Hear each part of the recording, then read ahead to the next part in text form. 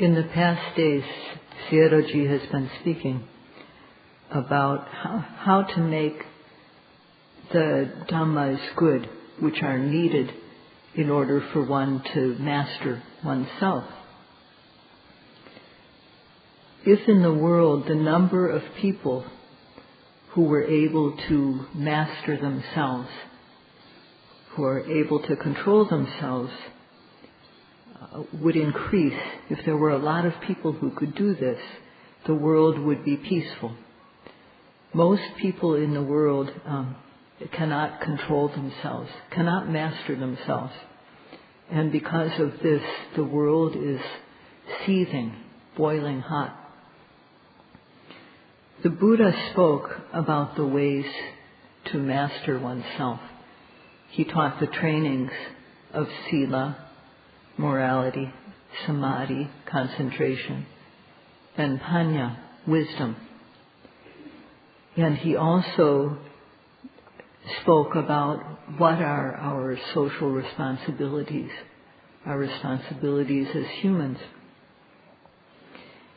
If individuals would develop the trainings of sila, samadhi, and panya, and would perform their social responsibilities, then individually one would have a very peaceful world in one's own small world, and one would bring peace to one's environment. And when there are people, in this way one can create a small spot of peace in the world, and this is the way to world peace all over. So one must understand that in this life, it is, whether one believes in past lives or not, in this life, it is very necessary to gain peace. And therefore, Sayadaw has been speaking about the ways to, how to develop this mastery of oneself, and how to make the controlling faculties, the ruling faculties, good, which are needed for self-mastery. And Sayadaw has already spoken about 6 of these ways to make the ruling faculties strong. And today he will continue this topic with the 7th, which is kayecha jivitecha anapekatan upatapeti. When one is working for one's own prosperity, one's own welfare, or for that of one's family, this can't be gained easily. One has to try appropriately. One has to work in order and do what is necessary to bring this about. So when one is working to fulfill the trainings so that one can become a true human, it is even more necessary to apply effort. It's important to make appropriate risks, to not be afraid to work wholeheartedly in the practice. Just as one works for one's own prosperity, putting out all one's effort, one should also do so, more so in the practice. People who have been daring and taken appropriate risks in the practice, who have practiced wholeheartedly, there has been no death by doing the practice in this way. There are a few people who died, and these are people who had disease to begin with. So today Sayadaw would like to talk about how to make effort without regard for one's life and limb in the practice. In the text, there are 2 words, apeka and nirapeka. And apeka means to consider consideration, and to take into consideration. And nirapeka means to be free of this consideration. One doesn't take any consideration. So one has consideration for oneself, for one's family, and one's family being dependent upon one understands that if one doesn't work, then they will suffer. They'll experience, they can get into trouble, they can experience some danger because they depend on one. So if one doesn't do what one can to support them, then they suffer a loss. They won't have enough to eat or enough clothes to wear. Their health may suffer. And so one works to help them. And this is the way of the world. One has interest in helping one's family in this way. And if one doesn't have some interest and consideration for one's family, those who depend on one, then one is failing in one's social responsibility. So in the world, this type of consideration should be. We should have this type of consideration and interest, but not to an extreme, selfish, demanding way. One should not work with the attitude that I've got to get it. I've got to get it or else. That extremely selfish attitude. One should have an interest in working for one's family, but one should draw the line, because if one lets it go to an extreme where one is intent on getting something, then if one can't get that, one will experience sadness. And so one has to have consideration for one's social responsibilities to the extent necessary. And in practice, we are working to become truly human, to develop a humane mentality, and to develop special human knowledge. In this work, we should not have any consideration for ourselves in this work. We shouldn't have any concern or consideration for pain we may encounter, or loss, or even our life. If we don't have this type of consideration, then we will be able to do the work. This is what is called kayecha jivitecha anapekatang upatapeti. That is, this is the cause, this is what the Buddha said is a cause for making the ruling factors strong that bring us self-mastery. The method of Satipatthana Bhavana, which Sayadaw and the yogis, all of us are practicing, is truly a method for extracting gold out of the trash. So in the world, people go to the trash heap and take some junk and they fix it and they sell it and they can make money. And if we let things just lie in the trash heap, then of course they become fertilizer. They become just turn into earth. But if we take something out of the trash heap, we can fix it and we can use it. This body is no different than a rubbish heap. For example, try not bathing for a while. It'll start to smell bad. And the body won't look good either. In the body there are things like snot and spit and urine and feces And when they come out, try not wiping them. What will happen? The body will become very disgusting. And so this body is not clean. It's in Pali asuci. It's not clean. And so, although one wouldn't want to embrace a piece of rubbish, but one can make use of this. One can make use of it. Although it is not elegant, this body, it is not clean, we can extract what is worthwhile and essential from it. When we make our physical and verbal behavior clean, civilized, peaceful, and delightful with the training of sila,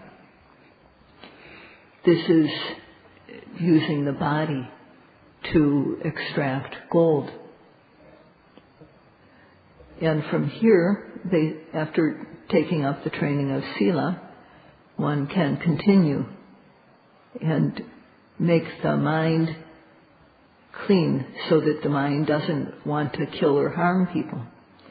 One can insert in the mind the attitudes of loving kindness and compassion, wanting for others' welfare, having sympathy for them, and adding to this the joy when one sees another person successful.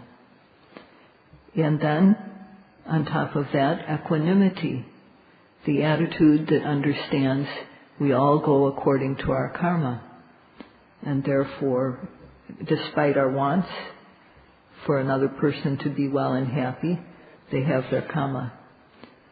So one has to nurture these attitudes in the mind. And especially as now we have to observe with every arising object, always guard the mind with vigilant mindfulness. Whether it's kaya, vedana, chitta, or dhamma, matter, feeling, consciousness, or general objects, when they arise, one always should try to observe them. One should always have sati. And following on sati, samadhi arises, the collectedness of mind. And when these become strong, then the mind becomes clean. And there won't be any desire to harm others. This is what we gain from our body, from using our body. And from here we come to see the difference between nama and rupa, mind and matter, and we come to see how these are related as cause and effect. This is knowledge which we gain from our body. So, although we extract valuable things from it, there's no need to favor the body. We just have to gain the essence from it. Another way to think of it is as a corpse with no life at all. So we shouldn't have any consideration for it. We shouldn't be, if we do have consideration for the body, we won't be willing to take risks in the practice. So we should not be afraid of death when we undertake the practice. We should consider that having a life is like having an enemy. Because when we have life, in that lifetime we may do wrong things. That's one thing. And then in that lifetime we age, we get sick, we suffer things that make us feel sad. So because of life, we have these, just like an enemy, it creates all these problems for us. So if we don't have this life, if we don't have any new life, then we won't have the suffering that comes with each new lifetime. So while we are alive, we need to try to gain the essence from our life. And in doing this, we shouldn't have any consideration for our life, just the same as we shouldn't have any consideration for an enemy. Those who fear death are not worthy of the Dhamma. They won't be able to gain it. But in this practice, there have not been any deaths. In fact, people have overcome their diseases. So, therefore, the Buddha said, Kayecha jividecha anapekatan upatapeti. One has to have an attitude of having no consideration regarding one's body or one's life. One has to be willing to take risks in the practice. One should sit at least 1 hour without moving. One should walk for 1 hour. One should observe all other activities. So when we do this, then there will be energy created, virya, to observe the object. And following on virya, there will be sati, and then samadhi, concentration. And when these are good, one will begin to know, starting with nama and rupa, one is sure to come to know stage by stage. With Vipassana knowledge, there's no need to create something else. In one's own body, nama and rupa is really there. To see this nama and rupa, to see how this nama and rupa is related as cause and effect, to see their individual characteristics and how these individual characteristics arise and then immediately pass away. Just now it arose and now it's gone. Knowing the individual characteristics and the common characteristics of mind and matter is Vipassana knowledge. The support for this Vipassana knowledge are the factors of virya, samadhi, sati, saddha, faith, and virya, energy. And with the help of these, knowledge arises. So Sayadaw will speak about this in theory and practice. If one reaches the stage of Uddiyabhya Jnana, Khanika Samadhi, momentary concentration, is very good. Moment after moment, it falls collectedly on every arising object. And it falls collectedly on every arising object without missing. Even on tiny, tiny objects. This is Khanika Samadhi. And when the energy, strength of this Khanika Samadhi becomes full, then vision, what one sees, becomes sharp and keen. This sharp, clean, clear vision is the power of Samadhi. The object arises and there's the knowing mind, and like the way things are, something is being sliced segment by segment with a knife, so too the object and the knowing mind, one by one, appear very, very clearly. This keen, sharp ability to see is due to Samadhi, and it is called Teka Bhava, the nature of being sharp and keen. This is called Samadhi Vala, the power of Samadhi. And if the power of Samadhi is good, then our vision will be sharp and clear, clean. Sati, which is able to observe every arising object, even small things, without missing them.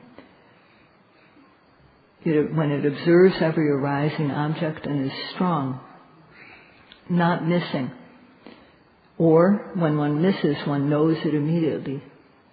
When sati is strong, one's vision is also strong, and it is also broad. One knows in a very firm way and also in a broad way. For example, when one observes the rising, it's as though one observes many. The mindfulness spreads and one knows many risings. Or when one observes heat, one observes the heat, but there's many particles of heat there. When one observes thinking, one observes one, but one knows several, 2 or 3. So when sati is strong, the vision is firm. When sati is strong, vision is broad. And yogis who are observing respectfully, to the extent their sati is good and strong, they see in a firm and broad way. So when one sees the Dhamma, one tends to be, one may be happy with that. And this happiness of what one sees, happiness with what one sees may make one miss a noting. So one has to observe as soon as that arises. Otherwise, defilements can come in and make the mind unclean. So when one's observation is connected moment by moment, then the dirt of the mind becomes distanced. And the mind becomes clear, just like water. When you have a glass of water that is muddy or dirty and you let it sit, and when it sits, the sediment drops down and the water itself becomes clear and clean. That is like the mind when it is free of defilements. So the mind first becomes clear, and this is bright faith that one experiences. So then one sees, for example, when one notes one thought, one sees many thoughts, one by one. One's vision becomes very, one sees many things instead of just one. And if one can observe,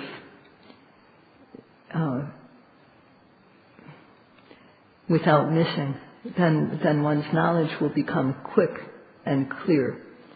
So first there is the bright faith, where the mind becomes clear, and then trusting faith, which makes the knowledge become quick as well as clear. So when yogis have some good experience, they have to be careful about this. They can't let themselves sit there and enjoy it, because if they do, then the dirt will arise and the mind will become unclear again. So one has to be careful about this. Vision also progresses. Without virya, the yogis just experience the same thing each day. There's just rising, falling, lifting, moving, placing. And one doesn't have the courage to face discomfort, then one changes one's position. So it won't be easy to progress. One has to have courage to face difficulties. A hero is one who advances when difficulties are encountered. So if instead one views discomfort or sitting for a full hour as a big burden, then it will be hard to make progress in the practice. If one can't help it, but has to meet up with an enemy, one can't avoid it. If one retreats, then the enemy will get the advantage and advance. So instead, one has to advance to meet the enemy. And one has to bear, in terms of the practice, one has to bear discomfort with strength. So if one does this, one can overcome it. So this is what is meant by observing the arising object without missing. One will come to be able to do that. So one has to apply effort. Otherwise, laziness will come in.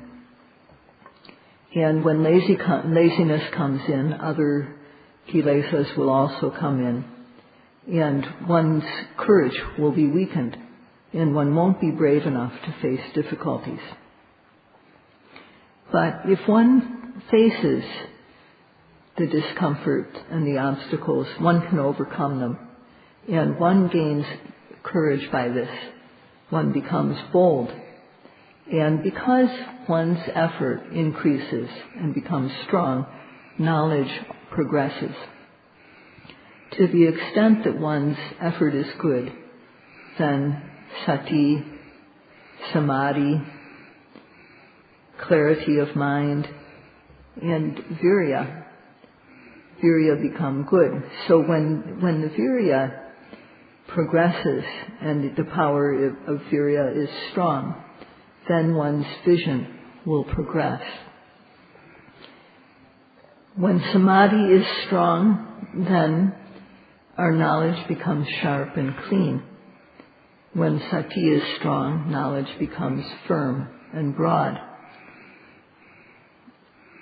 When faith, sada, is strong, knowledge becomes clear and also agile. When virya is strong, knowledge will progress. So one will go from seeing nama and rupa to seeing how they are related as cause and effect. And then one will see how these, just now they arise and then they disappear. And one will come to see how many, many things arise and pass away very quickly.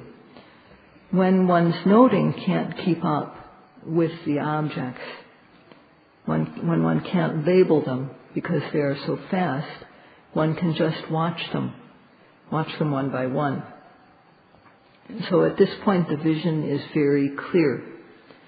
And this is not something that is impossible. It is what is described in the text, and it is also what yogis actually experience. And if you try, you can gain this.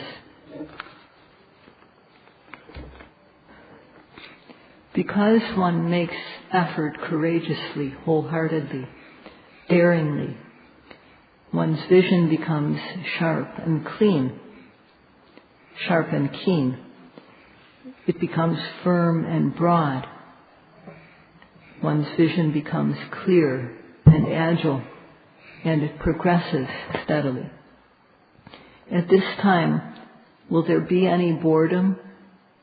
Will there be any laziness or wanting to take it easy? No, at this time, one's courage becomes very strong. And when that happens, one's knowledge becomes complete in a short time. If one has not come to this stage within a little more than a month, then it shows that one's effort is weak. One's faith is not there. One's faith is weak. So those who want to become a true human, to develop a truly humane heart with better than average human knowledge, who want to gain mastery of themselves, Sayadaw urges all of you to try to do this in the remaining time. That's all for today. Sadhu, sadhu, sadhu.